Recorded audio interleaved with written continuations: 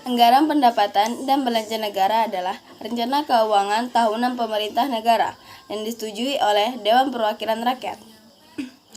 APBN berisi daftar sistematif dan terperinci yang memuat rencana, penerimaan, dan pengeluaran negara selama 1 tahun anggaran. Perbedaan APBN dan APBD adalah jika APBN disusun atau dibuat oleh Presiden beserta menteri-menterinya dan disetujui oleh Dewan Perwakilan Rakyat.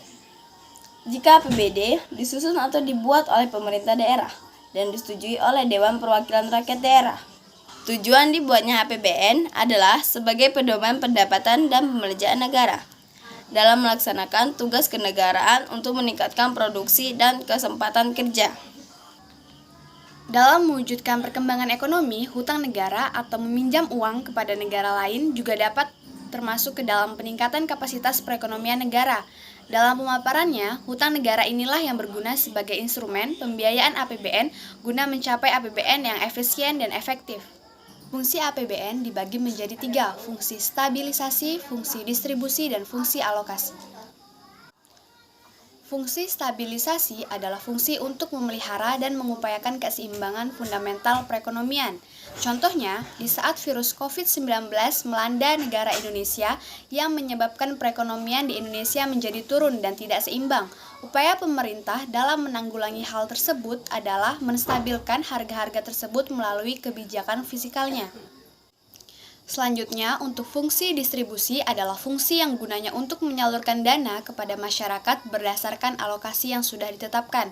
Contohnya, memberikan subsidi BBM, bahan pokok, maupun memberikan bantuan dana pendidikan bagi masyarakat yang kurang mampu.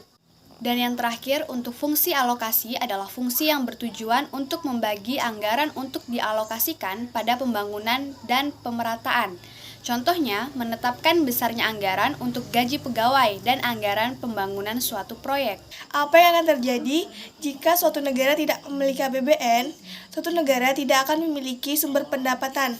Kasnya lalu menjadi kosong yang tentu akan menghentikan laju pertumbuhan ekonomi.